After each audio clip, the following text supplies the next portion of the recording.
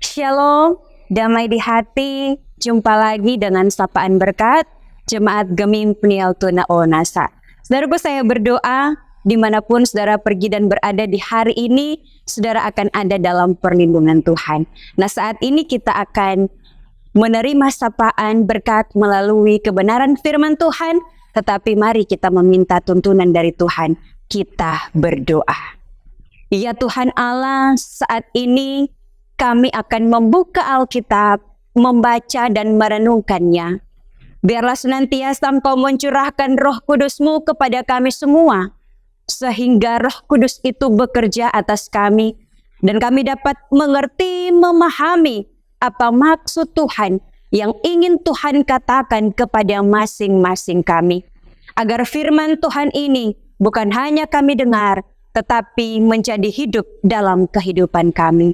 Berfirmanlah, karena kami sudah siap untuk mendengarkannya. Di dalam nama Tuhan Yesus Kristus kami berdoa. Amin.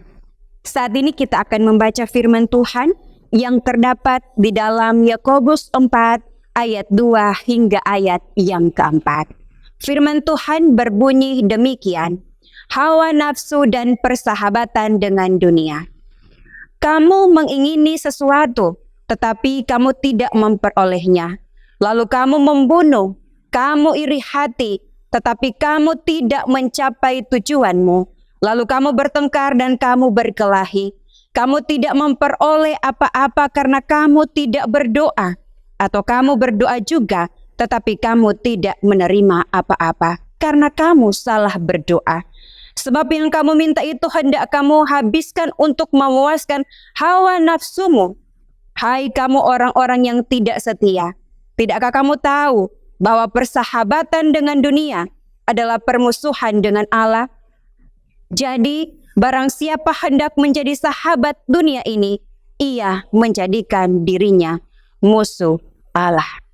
Saudaraku, ada seorang pemukul batu.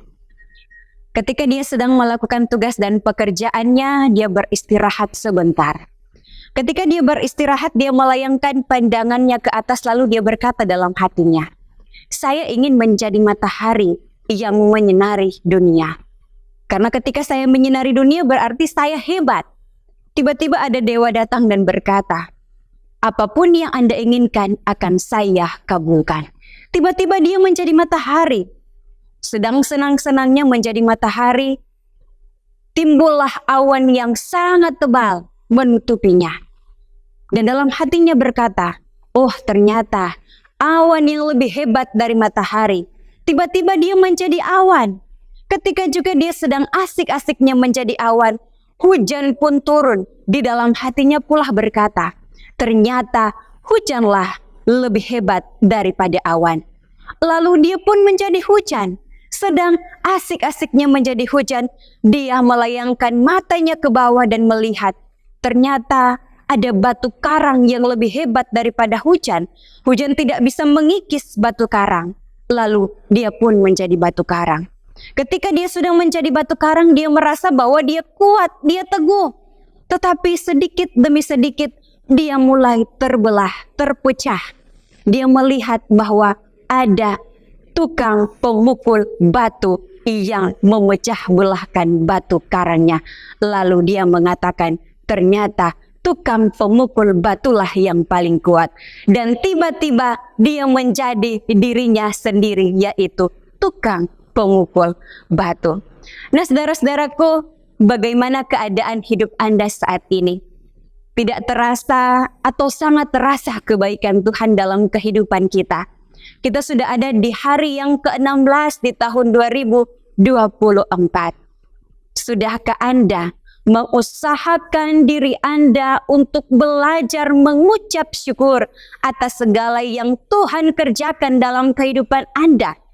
Ataukah sudahkah Anda terus belajar? Apakah Anda sudah mampu untuk menerima segala sesuatu yang Tuhan rancangkan yang akan membawa kebaikan dalam hidup Anda? Saudaraku, saya percaya ketika ada pergantian tahun 2023 ke 2024, pasti saudara-saudara berdoa kepada Tuhan. Tetapi sangat disayangkan, doa yang kita panjatkan kepada Tuhan kebanyakan adalah, Tuhan, tolong berkati usaha saya, tolong berkati pekerjaan saya, tolong berikan pencapaian dan kesuksesan kepada saya, agar supaya kegagalan di tahun 2023 akan menjadi kesuksesan bagi saya di tahun 2024. Sedikit yang berdoa kepada Tuhan, Tuhan berikan saya kemampuan agar saya bisa memiliki sikap yang baik, agar iman saya, rohani saya semakin bertumbuh di dalam Engkau. Saudaraku, jika saudara lebih mementingkan sesuatu yang ada di dalam luar diri kita secara finansial, pasti saudara tidak akan pernah puas. Ketika saudara tidak pernah puas, pasti saudara akan membanding-bandingkan diri saudara dengan orang lain. Ketika saudara membanding-bandingkan diri saudara dengan orang lain, pasti akan ada keiri hatian. Ketika sudah ada dalam keiri hatian, pasti saudara akan menghalalkan berbagai macam cara untuk mencapai kesuksesan, mencapai tujuan hidupmu. Sehingga perbuatan-perbuatan yang tidak berkenan di hadapan Tuhan akan saudara lakukan. Bahkan akan menimbulkan kekacauan, bukan hanya dalam diri saudara, tetapi dengan keluarga saudara. Dunia semakin hari semakin berkabut. Dunia semakin hari semakin banyak orang yang kasar. Banyak anak-anak yang terluka karena orang tuanya kasar. Banyak istri yang terluka karena suaminya kasar. Banyak suami-suami yang terluka karena istrinya yang kasar. Sehingga saudara-saudara, emosilah yang menjadi sikap hidup kita, bukannya bersyukur. Keluarga kitalah yang menjadi pelampiasan, yang menjadi sasaran atas kekacauan hidup kita. Jangan panik, jangan khawatir, adakan Yesus di dalam hatimu. Cintailah Tuhanmu agar supaya Dia menolongmu. Memang mengucap syukur ketika hidup kita ada dalam tekanan itu tidaklah mudah. Tetapi Yesus pasti akan mengendalikan kehidupanmu. Bersikaplah baik. Memang perbuatan baik tidak akan menyelamatkan hidupmu, tetapi imanmu lah yang menyelamatkanmu. Tetapi satu hal yang saya mau ingatkan kepada saudara-saudara, bahwa ketika engkau memiliki iman yang teguh, ketika engkau beriman kepada Tuhan, pasti dengan sendirinya perbuatan-perbuatan yang baik yang akan timbul dari kehidupanmu.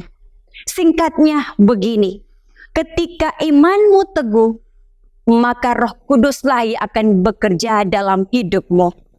Dan ketika Roh Kudus bekerja, pastilah sikap hidup yang berkenan di hadapan Tuhan akan timbul dalam kehidupan kita.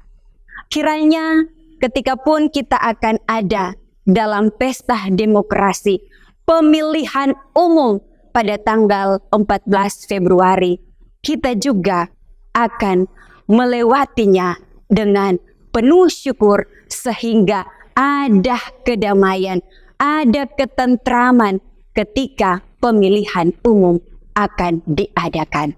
Kiranya Tuhan Yesus menolong kita dan memberkati kita semua. Mari kita berdoa. Ya Tuhan Allah, ketika kami telah disirami oleh kebenaran firman-Mu, biarlah Engkau yang akan mengontrol setiap sikap hidup kami, agar apapun yang kami lakukan, apapun yang akan kami kerjakan di sepanjang tahun ini akan berkenan di hadapan Tuhan. Sehingga kami bisa terus menyenangkan hati Tuhan di dalam setiap hidup dan kehidupan kami. Inilah kami yang berdoa Di dalam nama Tuhan Yesus Kristus. Amin. Demikianlah sapaan berkat Jemaat Gemim Peniel Tuna Onasa edisi tanggal 16 Januari 2024. Kiranya Tuhan Immanuel akan menyertai saudara-saudara dimanapun saudara pergi dan berada.